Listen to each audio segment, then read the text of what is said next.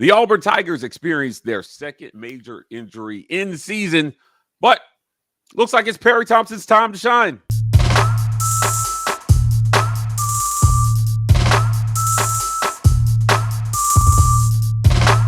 Welcome on into the Auburn Express, powered by the War Report. I'm your host, Mike G. Turn us up, turn us all, turn it out. I'm here with my good friend Jacob Goins, the host of On the Line Sports Talk on ESPN 106.7. It's time to get going with Giddens and Goins. On today's show, we're going to talk about that wide receiver room that's received so much attention, Jacob. Major news coming out of that today from practice. And in the second half, we're going to talk a little Auburn basketball. Let's start at the top here. Horacio Fields broke his foot in practice today, as is being reported by many on the beat. Jacob, we've asked, I thought, look, first of all, Horacio has looked reliable and fantastic, and it's not hard to understand why they put him on the field, a big receiver. Seeing him out there, he's a little bigger than I thought before the season started.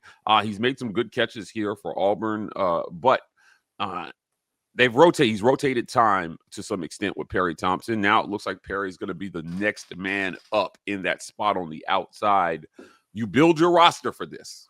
Yeah. You build your roster for injury, to sustain one injury and keep it pushing. I think Perry Thompson's going to do fantastic. But if you're Perry Thompson, you've got to look at all the reasons why they didn't give you the starting job, and you've got to make sure that those things don't rear their head here now that it's seemingly his time to step into that starting role. Yeah, I think that's really important. I mean, the fact that Horacio Fields was the starting receiver in that spot, right? It was Cam Coleman, Eric Singleton, and Horacio Fields. Now, you talk about Horacio as a guy who clearly has experience, and the transfer from Wake Forest, I think he's at 12 catches, just over 100 yards so far this season, and a touchdown for Auburn. But I think that's a very underrated point, Mike, is, okay, if you're Perry, you're waiting for your moment. You're waiting for your opportunity. And you look at your younger counterpart in Cam Coleman, who has been starting since he got here. And so you have to find a way to overcome whatever those things are. We've talked about route running. We've heard about maybe not running full routes, or maybe giving up on a play if the ball is not necessarily coming to you, giving full effort regardless of what the situation is, right? Making a block on the outside or whatever the situation may be. I think Horacio Fields got the nod at the starting spot because people in that building talked about his leadership, right? They talked about his communication, the fact that he was vocal, the fact that he was one of the older guys there, and that's the reason he got the starting spot. And I hate to hear that he broke his foot this week in practice. And I saw some of the reports, and Hugh Freeze said on his weekly Wednesday teleconference that he's going to be out for a significant amount of time after surgery. So, I mean, this is one where you don't really bank on him coming back. I'm just going to be honest with you. Could you get him later in November or something? Maybe. But you don't really bank on that if you're Auburn. Now you are turning to Perry Thompson. You're saying, look, we've given you time to kind of gel. We've given you some time to grow. We've given you some time to kind of figure it all out. Now it's time to step up and play big boy football. And if he's able to do that, Mike, Perry Thompson's a really, really good player. He was a top 75 recruit in high school when he was catching balls at the lower level. This guy's got what it takes. He just has to overcome some of the things that have held him back so far. Yeah, top 30, depending on which service you look for. I think when I was following it, he was like 28th or 29th in the country overall. Really, really good player. You hate to see anybody win a job through someone else getting injured. Yeah. But if you're Perry Thompson, you've got to look at this as an opportunity to put a stranglehold on this and not give it back. Cam Coleman looked insane against Oklahoma. He was unguardable. Perry Thompson has that same sort of talent. I said this in the offseason that a lot of fans got upset at me for it, but Perry Thompson and Malcolm Simmons and Cam Coleman have the ability to be as productive potentially as that group of wide receivers we saw at LSU in 2019. I know people are going to go off the rails about that comment and say, oh, you think Cam Coleman is Jamar Chase or Justin Jefferson? Yes, I do. I do think that he's that good. And I think that Perry Thompson has the same sort of talent. Now, they don't have Joe Burrow throwing them the ball, but Yeah, that helps. I do think this group of receivers has a shot to be somewhere in that vicinity, right? Like, not saying that they're better than them, but this was a remarkable wide receiver haul for Hugh Freeze. He said he was going to do it. He did it. He went out and got his pass catchers with catch radius in this league. Cam Coleman showed that off. Now you need somebody else to step up and be just as dangerous a threat. On A-Day, Jacob, we saw Perry go out there with the ones. That's and true. he caught everything that was thrown at him. Yeah. He looked fantastic. I can't believe that this kid that's played football all his life and has achieved the accolades that he's achieved will not seize the moment here versus Texas A&M this weekend.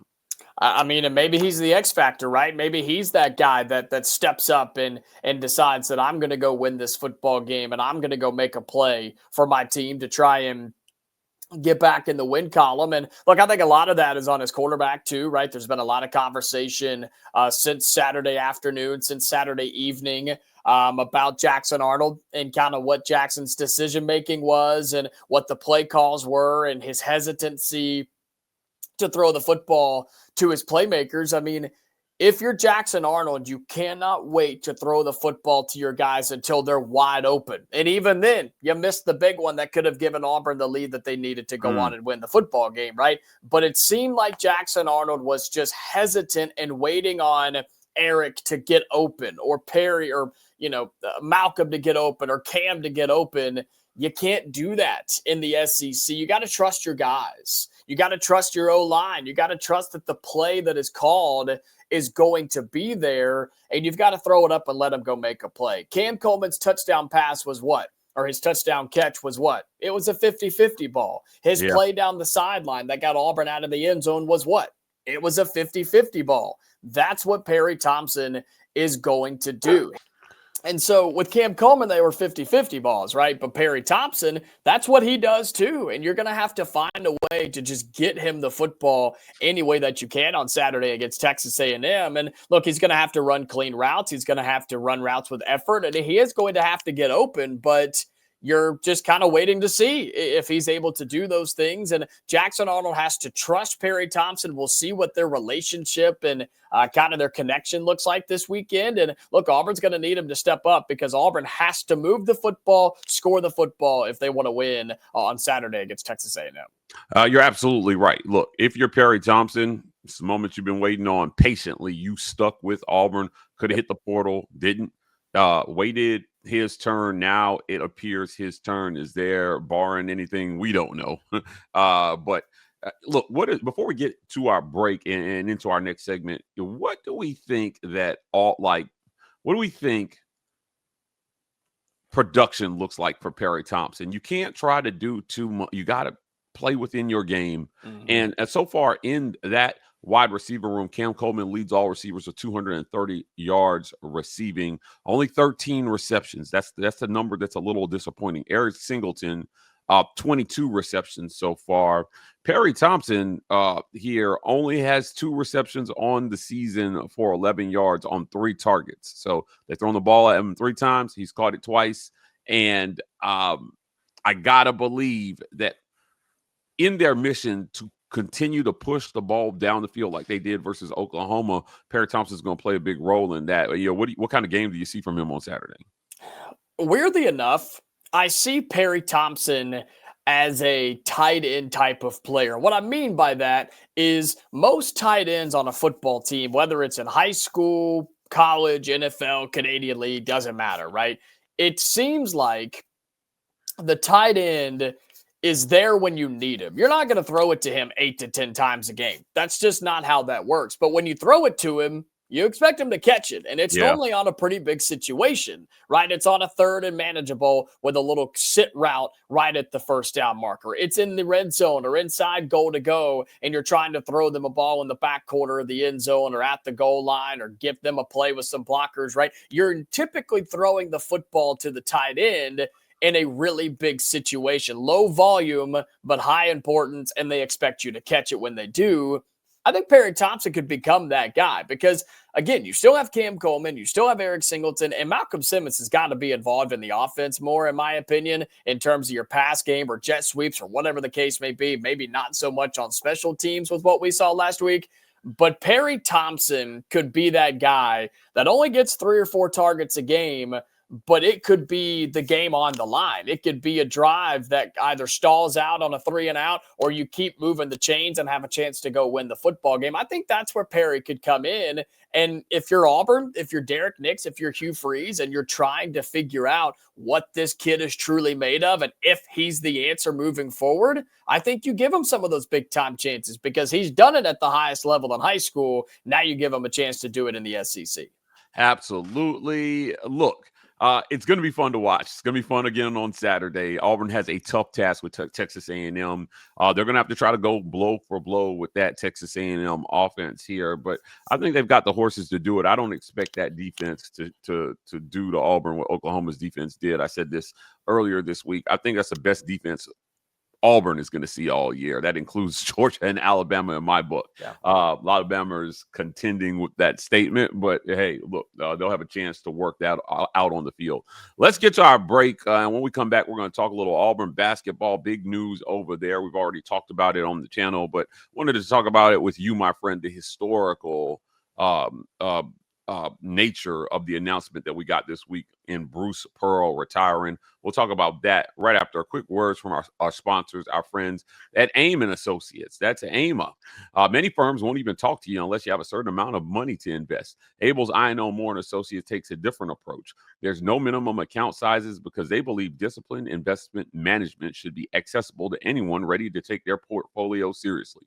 Their independent fee model ensures your money is managed with your best interests in mind, nothing else. So whether you're just starting to invest or already managing significant assets, they'll meet you where you are. Call AIMA at 912-777-4128 or visit AIMAINC.com today. The War Report has been compensated by Abel's I&O Moore and Associates for this endorsement. Abel's I&O Moore and Associates is a registered investment advisor. Registration as an investment advisor does not imply a certain level of skill or training. The information in this advertisement is for informational purposes only and should not be considered personalized investment advice. All investing involves risk, including potential loss of principal, and past performance is not indicative of future results. Also want to thank our friends at Sky Tobacco and Vape. Need a smoke shop that's always close by? Sky Tobacco and Vape has you covered all over Columbus and even across the bridge in Phoenix City. Whether you're cruising down Airport Thruway, rolling along Victory Drive, or making a pit stop on the bypass, we've got a spot ready for you. From vapes to tobacco and everything in between, Sky Tobacco and Vape is your one-stop shop for good vibes and great deals. Swing through today. Chances are they're already on your way. I don't have it on this graphic, but they actually have a new store opening up just off Buena Vista Road as well, too, guys. So we'll get you that address once they are up and ready to go, but we appreciate them for sponsoring this segment. Also want to thank our friends at the Rogue Shop. Visit rogueshop.com. Use code REPORT to get 15% off your Rogue Shop order.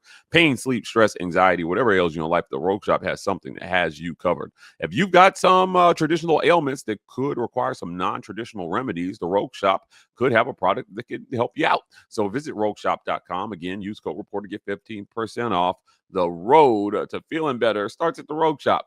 Also want to thank our friends at setsforsociety.ai. Want to get to know yourself better, maybe work better with a team, find out how your team can work better with you? Well, setsforsociety.ai has custom personality assessments that can get you started on the journey to knowing yourself better and helping others understand who you are so that you can achieve like goals. We've taken these personality assessments here at the War Report. I can tell you, Jacob, they were dead on and nailing all my quirks, strengths, weaknesses.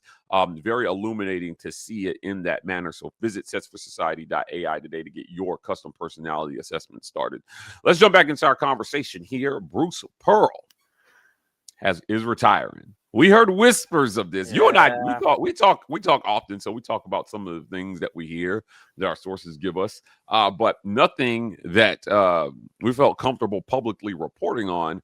Now the news has come out on the eve of Auburn basketball's season here. They started practice this week, and the news dropped on the same day that they started practice, simultaneously announcing Stephen Pearl will be stepping in as head coach. Auburn has signed him to a 5-year contract. I want to talk about Stephen, but I want to start with Bruce here. the question has been asked to me a bunch this week. What is the legacy that Bruce Pearl leaves behind? I want to pose that question to you, Jacob, about his legacy, building a program that really gave him a second chance to have a legacy. Right. Yeah, I mean, it's one where everybody in the country, not just in Alabama, not just in the SEC, not just in college basketball, but everybody in the sports world understands what Bruce Pearl did for Auburn basketball. They understand the mountain that he had to climb to do it. They understood the past that he had and had to overcome, as truthful as that is. And Auburn gave him that chance to do so. And everybody in the sports world understands the new heights that Bruce Pearl brought Auburn basketball. I've heard a lot of people say that he rebuilt Auburn basketball. You could take the re off of it. I think he built Auburn basketball because you've had good seasons here and there. You've had good players here and there, but you've never had the consistency like you've had when BP was the head coach on the Plains. And so I think he built the program. You've had good teams in the past. Bruce Pearl built the Auburn basketball program, the one that has several SEC championships, the one that's been to 2 Final Fours, the one that has NBA draft picks and first-round draft picks and a couple of lottery picks in there as well. That's what Bruce Pearl built, and his legacy will be that. His legacy will be the great things he does off the floor, like Outlive and being vocal about Auburn, and he's going to continue to do those things. And look, I think that's what makes it so special, is the idea that he didn't go and run for Senate or go into government or be an ambassador or whatever the case may be. He said they wanted to stay in Auburn. They loved Auburn. Him and his wife loved Auburn. They loved their family, and this is where they want to be. And so he's a true Auburn guy, and he bleeds it. You can see it when he speaks and when he acts and when he just walks down the sidewalk. I mean, He just loves Auburn. And so his legacy will be that, is the fact that he built Auburn basketball to be what it is today. And you just hope that that Stephen Pearl and that staff, which is hanging around, can continue to build on that. And I think they can. Stephen Pearl. I've sat down with Stephen one-on-one. I can tell you, as a person, I love Stephen Pearl. I love this, and I love this for him. There will be a lot of people out there calling this a nepotism hire and, saying, oh, well, his daddy handed him the job. Stephen Pearl has worked his butt off. He to be in a position where this could even be possible, because you covered Auburn long enough to know that, like I know, if the people who write the checks don't want this, it's not happening. Right. Bruce has a lot of clout, but I don't think he has so much as to be able to lean on them, and if they don't want this or they feel like there's a better hire out there. Right. This was strategic in some ways, I have to believe. Now, the whole video and the announcement of him being a special assistant to the athletic director tells me that this was a surprise to no one, players included. Everybody knew this was coming internally, and they did a good job keeping it under wraps as far as the timing is concerned. But I'll tell you this, when it comes to Stephen Pearl, this was Auburn's best chance at keeping this roster together for this season. Remember, the portal opens for 30 days. These guys can say, hey, this isn't for me. Now, it'd be tough for them to go anywhere substantial and land in a better place than Auburn right now, given the timing of the announcement. But I got to think that they took all that into consideration when they made this plan. You don't want all your players flooding out the door, so you want Stephen to have a full deck to play with in his first season. But you also don't want them to just stay because they have to. You want buy-in. You want them to accept him as their head coach. And I think that it worked out that way. I think so. And it's just as much or just as important as it was to keep the roster together. Stephen Pearl mentioned this probably a dozen times in his introductory press conference on Wednesday. It was about keeping that staff together too, because the staff is just as important and had just as much to do with Auburn's runs to the Final Four as Bruce Pearl or Stephen Pearl did. And so every single person on the staff is staying. A couple of them got elevated, and that's exciting. And that's what Stephen really leaned into when he was being introduced as the next head men's basketball coach for Auburn was, look, this is great and I'm excited, but this is about my staff too. And us staying together is what's going to basically prevent a drop-off here, prevent the step back, and he seemed very confident in that. As far as we know, as of this recording, nobody has entered the transfer portal, and so I don't expect that to happen. I think there is maybe one player that you are concerned with that Auburn is trying to keep around, and I think he's a pretty important one, but Auburn feels good about where they are, and look, this was always the plan, right? For Bruce Pearl to coach as long as he wanted to, and then Stephen to take over and be the next head coach. That's pretty much been the worst kept secret in Auburn basketball for the last 2 or 3 years. I mean, let's just call it like it is. I mean, this is not a secret that it's happening. I just think the timing of it, was a little shocking. And look, you rip the Band-Aid off and you put a new one right back on and you keep moving forward. And that's what Auburn basketball is going to do. What does a successful season look like for Stephen Pearl in year one? I mean, this is arguably a better roster than they had last year. I don't think there's going to be a lot of hope if they don't make the tournament in his first year as coach with this roster, with Tahad Pettiford returning, going out and getting Keyshawn Hall, the Big 12's leading scorer, to transfer in. I mean, this is a really, really good roster, Jacob. Give me a benchmark here for Stephen in year one as head coach. Yeah, I mean, I think being competitive in the SEC, I think making the NCAA tournament and winning a game or two, I mean, I think that is good enough, right? The SEC is going to be really, really tough again. Auburn plays one of the hardest non-conference schedules in college basketball again. And so I think I don't think the expectations change all that much. I think there's a lot more questions about the roster and how they're going to mesh and mold together than questions that I have about Stephen Pearl as a head coach, which sounds kind of weird, but I think those questions could come more in year 2, 3, and beyond once we see him as a head coach. But until we see it, we don't really know exactly what we're going to get out of Stephen Pearl. And so I think for this team and this program in 25 and 26, compete in the SEC, make the NCAA tournament as a 5 seed or something, and then kind of see what happens from there.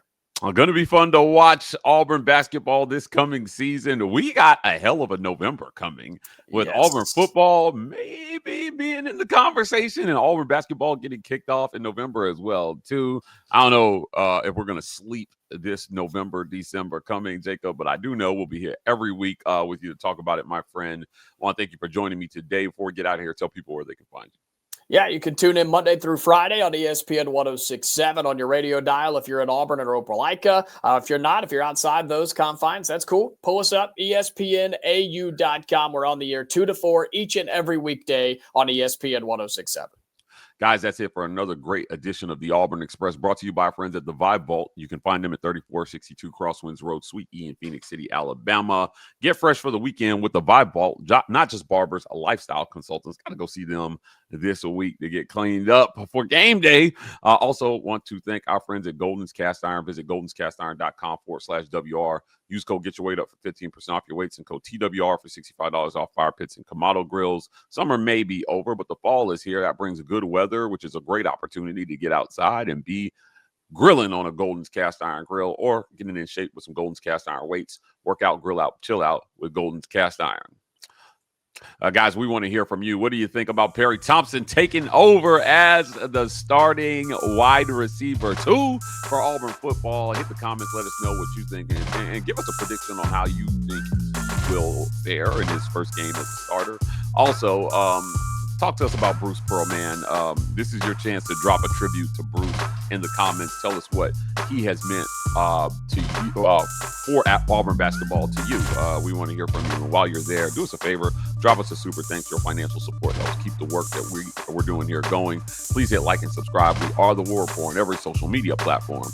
TW Report on TikTok. We're signing off. And as always, Warriors.